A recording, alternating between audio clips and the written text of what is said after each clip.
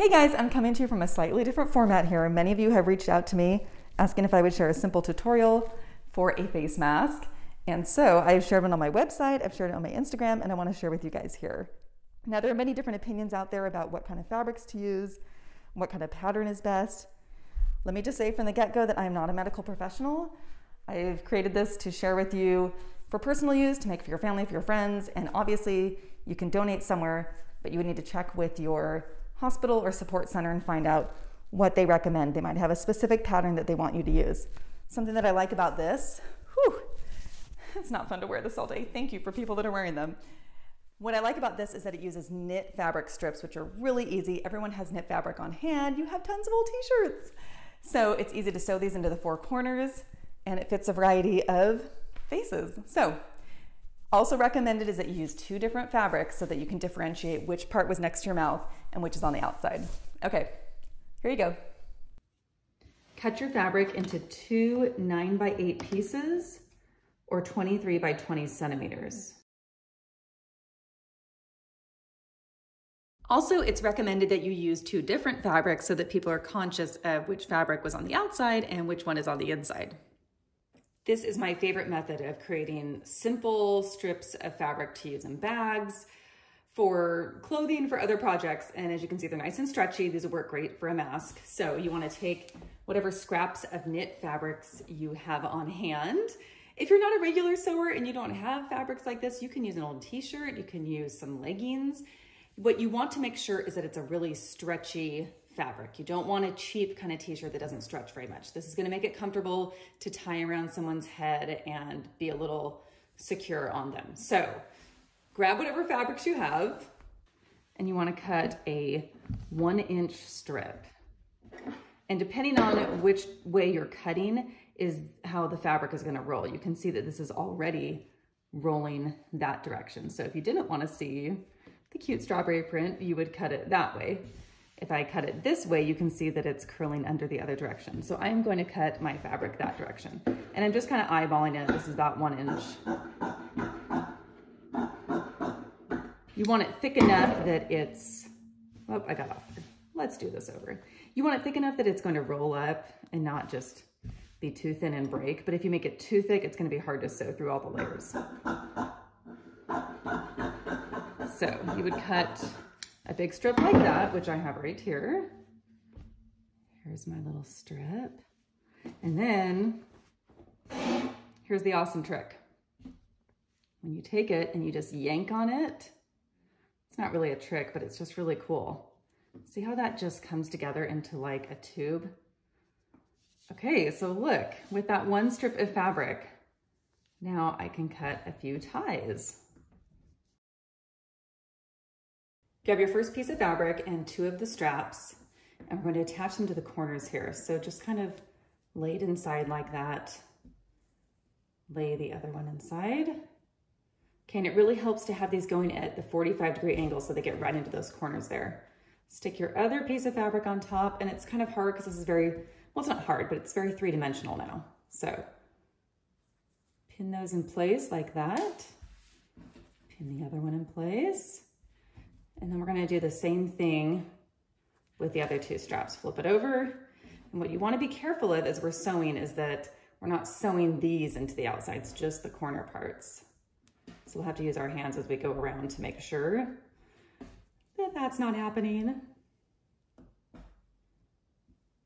Okay. Put this over. Pin those. And then we're going to go to our sewing machine. We're going to sew all the way around with a 1/2-inch seam allowance, and we're going to leave about a 2 or 3 inch opening so we could turn the whole thing right side out afterward. Using a 1/2-inch seam allowance, forward and back stitch, and sew around. When I get to these corners, do a little forward and back stitch just to secure that a little more in place.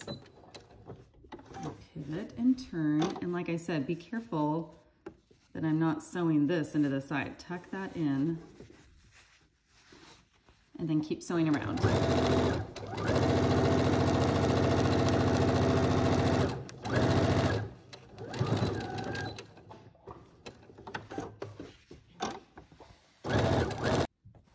I'm on my last side here. This is my start point. So I'm just gonna sew and leave a little gap here, do a back stitch, and then we'll turn it right side out. And I suppose if you wanted to leave this open to insert a filter for someone, you could press this down and sew separately a little top stitch there so that this opening does stay open.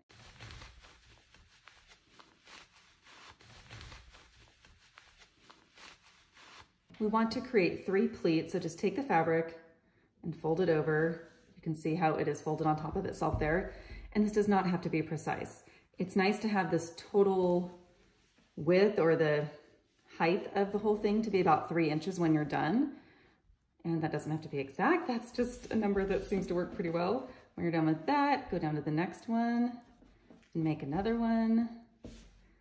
And if you found that you've made one a little too big or a little too small, you can go back and readjust. But there's no real right or wrong to this. Let's do one more. See, this last one is a little tiny. I think I made my first one a little too wide. Okay, so once you have these in place, we're gonna go and sew all the way around the entire mask, like this. And sometimes after I sew this, I like to sew 2 additional sides here just to reinforce this. And then I take my iron and press, and you're good to go. If you want to leave this opening, I'll show you right here how you can finish that off. This is not how I would do this if this was a really polished project, because those edges still can fray a little bit. Sew those in place. Like that, and then do the same thing for the other side. And this opening might be a little small, maybe 3 to 4 inches is better to keep for people.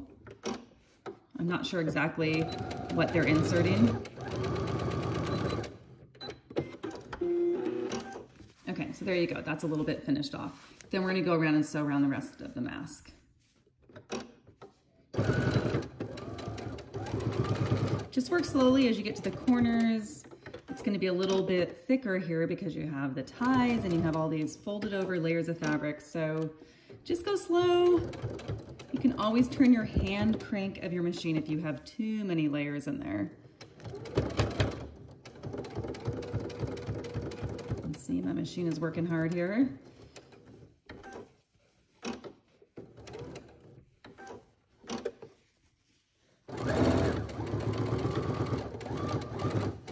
These pleats really help give a lot of movement to this mask so that it can open up well to go over the face while still being snug around the sides of your face.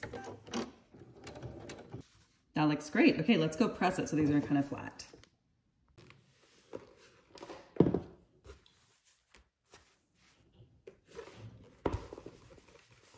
We're all done with our mask, and you can see our little opening down here so that someone could slip in an extra filter, an extra layer. And this opening is a little too small. Probably 3 inches is better. That ended up being about 2 inches. And there you go. You can tie these up around the head there. You can tie these around back. It's just like this. It can tie around, and because it's so stretchy, it makes it really easy for anyone to pull it as tight or as loose as they want. It's really comfortable. There you go. I've got another one down here. You can go under my ponytail, you can go over. Whatever, lots of possibilities. Okay,